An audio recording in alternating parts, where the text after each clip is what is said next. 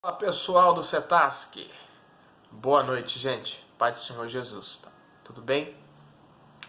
Ô, gente, eu preciso recapitular com vocês algumas coisas sobre oração, tá bom? Então, dá essa atençãozinha pra mim aí, me escuta, fica comigo um pouquinho aí, tá? Nós vimos um pouquinho sobre oração e se a gente perguntar hoje pra maioria das pessoas, tô falando de crente, pessoas dentro da igreja. Se você perguntar para ela, o que você acha de oração, como que é a sua oração? 50% vai dizer assim, oração para mim é você pedir algo para Deus. Os outros 50% vai dizer assim, na oração para mim eu gosto só de agradecer. Eu gosto de agradecer a Deus pela saúde, pela vida e por aí vai. Não que esteja errado nenhuma nem outra, mas eu quero ampliar a tua visão sobre o que é oração, ou sobre tipos de oração. Porque a oração não é você simplesmente pedir, e a oração também não é simplesmente você agradecer.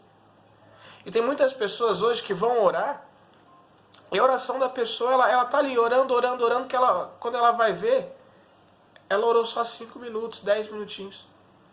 E aí no seu pensamento ela fala, puxa vida, eu não tenho o que orar. É sério, gente, tem pessoas que já me procuraram, falando, pastor, olha, eu não sei o que orar, eu não sei o que falar para Deus. Então eu acredito que esses tipos de oração, essa metodologia de oração vai te ajudar e vai fazer com que você possa ajudar outras pessoas. Gente, escute o que eu vou dizer. Eu não conheço ninguém que consiga ser firme e constante que não ora. Gente, escute o que eu vou dizer. Se você deixar de orar por um dia, você percebe que você deixou de orar. Se você deixar de orar por uma semana, a tua esposa ou a tua família que convive com você vai perceber que você deixou de orar por uma semana. Mas se você deixar de orar por 2 semanas ou mais, vamos colocar aqui um mês, sabe quem vai perceber? Todo mundo. Porque uma pessoa que não ora, o coração dela, ele vai se fechando. A pessoa que deixa de orar, ela passa a ser intolerante, ela passa a perder a paciência fácil, ela vai perdendo o quebrantamento do coração, o coração dela vai ficando um coração de pedra, sabe? Ela vai para o culto, às vezes o culto foi uma bênção, menos para ela.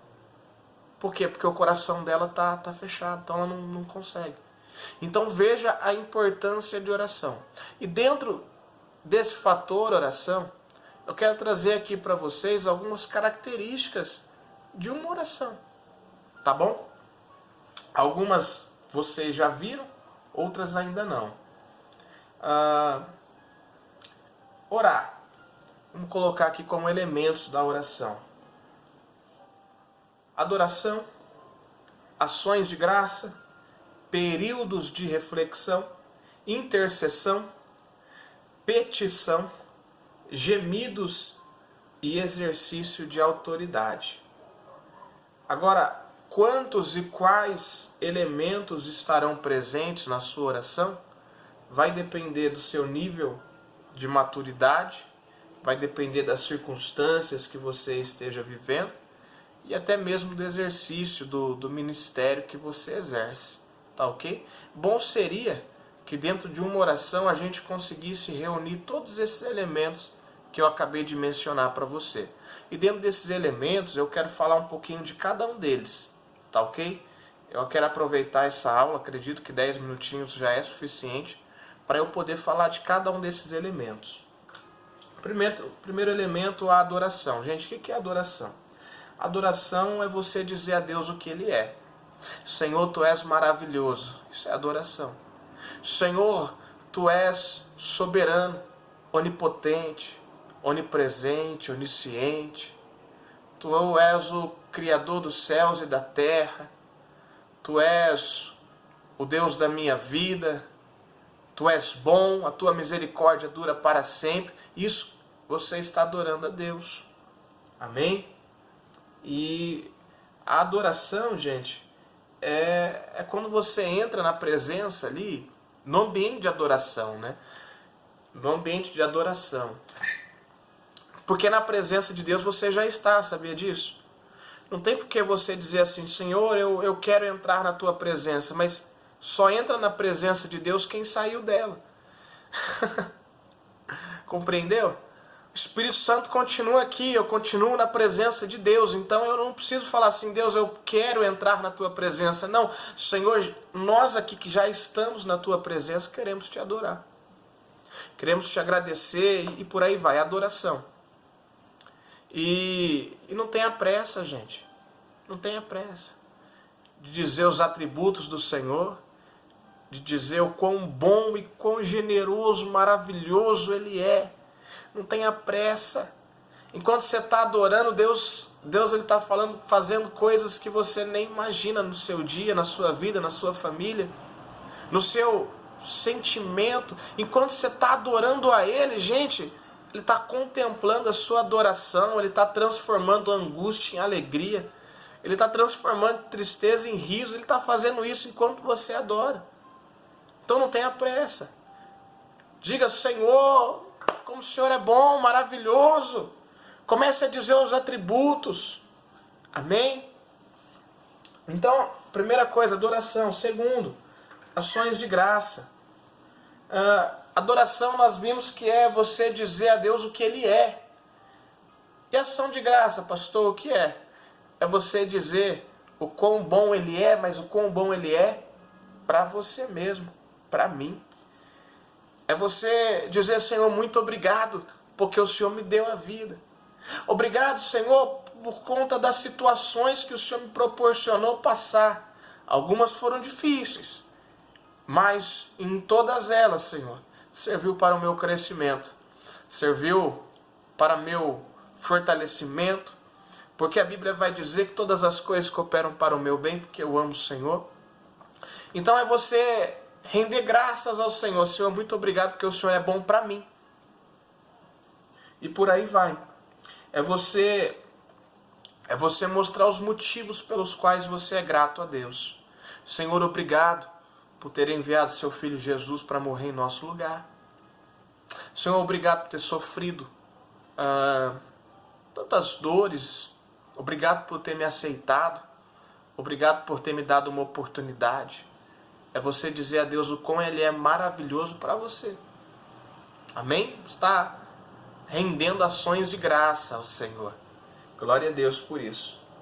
Terceira coisa, períodos de reflexão. Olha só, gente, não precisa ter pressa para começar uma oração. Tem gente que vai começar a orar e já começa. Senhor, não. Calma. Respira. Fique em silêncio. Ou antes de começar a oração, ou durante a oração, fique em silêncio. Fica quietinho. Deixa Deus falar. Ele vai falar através das suas emoções. Ele vai falar através do seu intelecto, da sua própria consciência. Ele vai te fazer lembrar um louvor, ele vai te fazer lembrar uma palavra. Ele vai te orientar. E às vezes quando você fala que nem um tagarela, você acha que você está orando, mas na verdade tem vezes que não. Tem vezes que você está ali falando e fique em silêncio. Tenha períodos de silêncio. Se chama períodos de reflexão. Amém? E aquiete seu coração. Aquiete seu coração. Fica tranquilinho, fique em silêncio, controla a sua ansiedade, na verdade, lance a sua ansiedade sobre Ele, porque Ele tem cuidado de vós. Fique em silêncio, respira, comece a se lembrar das misericórdias do Senhor, comece a se lembrar de Deus. Isso também é oração. Amém? Intercessões, vamos lá. Estou falando de elementos que deve ter na sua oração, ou que deveriam ter na sua oração. Amém? Intercessão, gente, intercessão é algo muito interessante, porque tem pessoas que têm um chamado, eu posso dizer até um dom, de interceder. Pastor, o que é interceder? Interceder é você sentir a dor do outro. Na verdade, todos nós somos intercessores, porque biblicamente falando, a Bíblia diz que nós precisamos nos alegrar com quem se alegra e chorar com quem chora. Isso é interceder. Principalmente no quesito chorar. É você estar no seu quarto de oração, no ambiente que você esteja orando, e você se colocar sentindo a dor da outra pessoa. E você dizer: Senhor, salva o meu pai, salva a minha mãe. Senhor, alcança fulano, ciclano. Senhor, alcança ele nesse momento, tira ele dessa dificuldade. Senhor, que se for necessário mesmo passar por essa dificuldade, que ele possa sair mais forte. E você jejuar por essa pessoa, ou você de fato se preocupar nessa oração. Sabe, é como se você estivesse de fato abraçando a pessoa, os sentimentos da pessoa, se colocando no lugar da pessoa, agonizando pela pessoa, dizendo para Deus o quanto o teu desejo de entrar nas regiões espirituais. Gente, é oração. Tem esse período que é luta espiritual. Teve vezes que eu estava orando, escute o que eu vou dizer, é sério isso. Teve vezes que eu estava orando e exatamente no horário que eu estava orando e clamando ao Senhor, intercedendo, exatamente no horário teve pessoas que foram visitadas pelo Espírito Santo, que foram tocadas por conta da oração no nome de Jesus. Já teve vezes que eu estava orando por determinadas regiões, estava orando em todas as regiões, Jardim Aeroporto, Vida Nova, nas regiões vizinhas, e eu comecei a orar por determinada região, e eu me lembro que eu senti uma opressão tão grande, e eu comecei a orar: Senhor, tem pessoas que estão na calçada usando drogas, Senhor, tem pessoas assim. O Espírito Santo foi trazendo a memória, colocando pessoas, situações, parece que eu via claramente. Isso é intercessão. E na medida que você intercede, chega um momento que o Espírito Santo ele começa a tomar você para que você possa orar por pessoas. Você começa a lembrar de pessoas que você já nem tem mais tanto contato, vínculo, mas o Espírito Santo te faz lembrar dessas pessoas. Isso é intercessão. Gente, só aí já dá uns 30 minutos de oração. Só aí. E aí tem gente que vai lá e fala assim para mim: eu não sei o que eu vou orar. Porque às vezes não tem conhecimento, às vezes não sabe o que é oração. E você está aprendendo isso hoje, para que você possa ensinar para eles, para que você possa passar isso que você aprende. Tá bom? Intercessão. Vamos lá, para ganhar tempo? Petição. Pessoal, a Bíblia diz que Jesus nos orienta a pedir. A Bíblia diz: pedir, dá-se-vos-á. A Bíblia diz que Jesus ele chega diante do cego. Se eu não me engano, o cego de Jericó, a gente falou sobre isso no Cetasc também. E ele chega diante do cego e pergunta para o cego: que queres que eu te faça? Gente, Jesus está perguntando para um cego o que o cego quer que Jesus faça na vida dele. Bom, gente, qualquer pessoa iria ver a situação do cidadão e logo já ia imaginar, até Jesus, claro, com certeza, não tenho dúvida, já ia imaginar o que? Não, se ele é cego, logo ele vai querer enxergar. Era muito óbvio, mas o que Jesus ele fala? Ele espera uma resposta a um pedido do cego. Enquanto o cego não diz que ele quer ver, Jesus não fez nada. Jesus, ele esperou o cego falar: eu quero ver. Deu para entender? Gente, Jesus espera que você fale.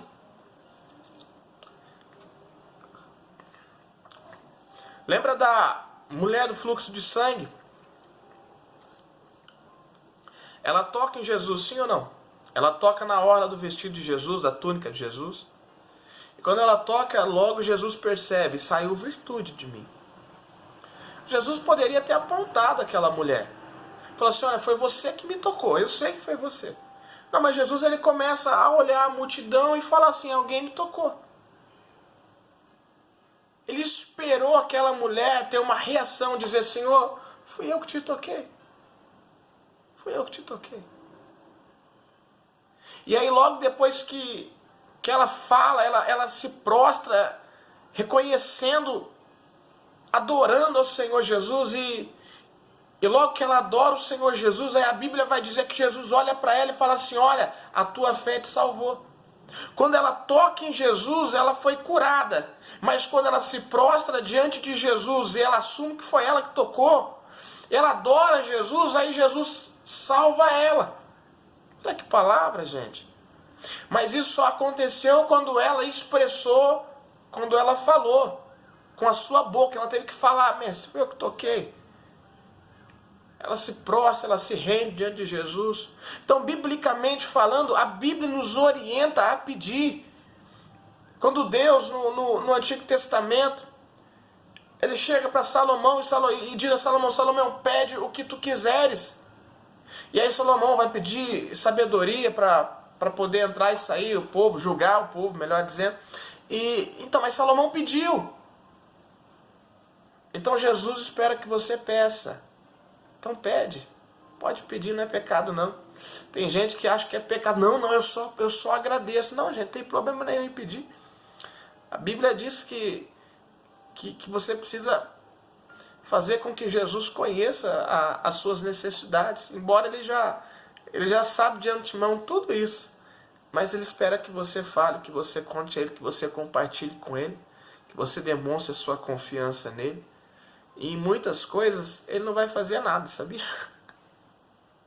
Como assim, pastor? Ele não vai agir, mas ele vai te orientar para que você possa tomar a melhor decisão, para que você possa fazer aquilo que tenha que fazer. E sabe a hora que ele vai agir? Quando for impossível para você, aí ele vai agir. Mas caso seja possível para você, sabe que você vai receber orientação, mas isso só acontece quando você ora. Petição. E agora vamos falar sobre confissão.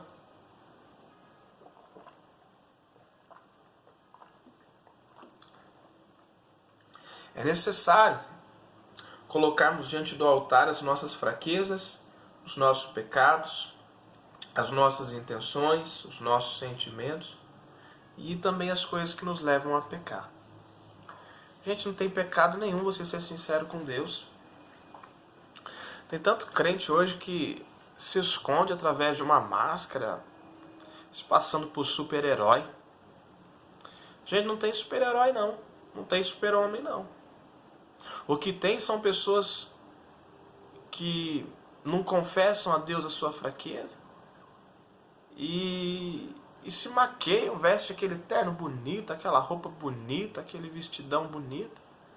E começa a ir por aí a falar tanta coisa bonita, a pregar tanta coisa legal, só que na maioria das vezes nem ele está acreditando no que está pregando. Aí começa a louvar, nem a própria pessoa acredita naquilo que louva. Por quê, pastor? Porque tem muitas vezes limitações aqui dentro. Gente, teve coisas para eu compreender acerca da Bíblia Sagrada que eu demorei tempo. Teve coisas que eu fiquei perguntando para Deus. Demorei para entender. Sofri. E demorei demais. Mas quando eu aprendi, quando eu entendi, o que acontece quando eu entendi? Eu pude dar continuidade. Como assim, pastor? Eu pude dar continuidade naquilo que eu fui chamado. De pregar aquilo que vivo e viver aquilo que prego. Então tudo aquilo que eu pregava, eu acreditava que de fato era possível de fazer. Tanto no sentido de santidade, no sentido de ter uma vida correta. Enfim, eu pregava acreditando naquilo que eu estava pregando. e vivendo ou buscando viver aquilo que eu estava pregando. Por exemplo, o relato de Tomé. A Bíblia vai dizer que quando Jesus ele ressuscita e aparece aos discípulos, Tomé não estava lá. Não estava. E aí todos os discípulos viram, Jesus ressuscitou. E aí, durante então a semana, chegam para Tomé e dizem: Tomé, Jesus ressuscitou. É muito fácil você falar que Jesus ressuscitou quando você viu ele ressuscitado. Mas Tomé não havia visto. Então a Bíblia vai dizer que Jesus então passa-se uma semana. Está lá escrito em João, não lembro agora o capítulo. Mas está na Bíblia, gente. Né? E Jesus, depois de uma semana, ele aparece no dia que Tomé estava. E aí Jesus vai dizer assim: paz seja com todos e tal. E a segunda coisa que Jesus vai, a segunda atitude que Jesus vai ter, depois de dar a paz a todos, é chamar Tomé. Por quê? Porque Tomé havia dito para os discípulos: cara, eu só vou acreditar quando eu ver. Sabe o que Tomé está falando com as minhas palavras? Está falando assim: gente, eu não consigo acreditar, gente. Gente, estou com um problema na minha fé, eu não consigo acreditar, eu não consigo. Por mais que Jesus tenha falado, gente, eu estou com um problema, eu não consigo acreditar, eu preciso ver. Gente, Jesus não condenou Tomé. Jesus corrigiu. Jesus trouxe uma lição para Tomé, dizendo: ó, bem-aventurado aquele que crê, sem precisar ver. Bem-aventurado. Mas Jesus não condena Tomé, muito pelo contrário. Jesus chega diante da casa e fala: paz seja com todos. Tomé, vem cá. Vem cá, Tomé, vem cá. Pode ver aqui os meus braços, aqui a cicatriz. Pode ver, Tomé. Pode me tocar, Tomé. E aí Jesus logo diz: ó, bem-aventurado aquele que crê sem precisar ver. Mas diante dessa revelação que Tomé fez, os historiadores vão dizer que a sua fé foi tanta que ele morreu pelo Evangelho. Foi pregar o Evangelho e teve coragem para morrer pelo Evangelho de Cristo. O mesmo Tomé que não havia acreditado foi o Tomé que morreu pelo Evangelho. E aí? Não tem problema nenhum, gente. Se chegar diante do Senhor e confessar: Senhor, pequei. Senhor, pequei de novo. Senhor, pequei de novo. Porque a Bíblia diz que onde abundou o pecado, superabundou a graça. Gente, a misericórdia do Senhor existe para mim e para você. Eu sei o que eu estou falando. Está aqui um pecador que pecou um monte de vezes e detalhe, no mesmo erro, no mesmo buraco. Pensa no cidadão. Mas a misericórdia do Senhor existiu para mim da mesma maneira que existe para você. Mas é necessário ter uma sinceridade com Deus. Senhor, não estou conseguindo. Senhor, não dá para mim, está muito difícil, me ajuda. Dá um grito: Senhor, me ajuda. Mas grita aqui na alma. Amém? Então é necessário confessar ao Senhor. Aquele que confessa e deixa, ele alcança a misericórdia do Senhor. Amém? Vamos continuar, que eu acho que o tempo já foi. Gemidos. O que é gemido, pastor? Gemidos, olha só, há situações que o cristão ele já não consegue mais orar. Como assim, pastor? Às vezes são tantas dificuldades, decepções, lutas, não sei. Conflitos, que durante a sua oração ele já não tem palavras. Ele começa a chorar. Só que o choro dele virou um choro que ele começa a gemer. É forte isso. O interessante é que a Bíblia vai dizer lá em Romanos 8:26 que o Espírito Santo ele intercede por nós a ponto de interceder com gemidos e gemidos inexprimíveis. Pensa em alguém chorando e ao ponto de gemer. Aí agora você pensa que o Espírito Santo faz isso por mim e por você. Meu Deus. Meu Deus. Mas enfim, vamos aqui para a aula. Então isso também faz parte da oração. Chegar a um ponto de você chorar diante do Senhor. De você gemer, sabe? Na presença do Senhor. Deixa eu ver. Vamos continuar, né? Falamos sobre gemidos. E agora vamos falar aqui sobre exercício de autoridade. Olha, isso aqui é importante. Josué deu ordem ao sol e à lua. Está lá em Josué capítulo 10, versículo 12. E eles obedeceram. É muito forte esse exemplo também, né? Já pensou? Para, sol. Dá uma retrocedida aí. Para tudo. Já pensou? É forte. E eles obedeceram. Pode acontecer com que está orando, pode acontecer com quem está orando ser revestido por uma autoridade capaz de dar ordem às enfermidades, a elementos do mundo natural e até mesmo aos demônios. O que não pode fazer é dar ordens a Deus, isso não pode. Mas em momentos da nossa oração, o próprio Espírito Santo, ele nos reveste de uma autoridade tão forte, a ponto de que a gente começa a orar por alguém, ou por uma determinada situação, e de fato a gente entra em regiões espirituais e a gente ordena, fulano seja curado agora, em nome de Jesus. A gente se enche de uma autoridade tão grande do próprio Espírito Santo, que a gente manda no nome de Jesus, como por exemplo Elias.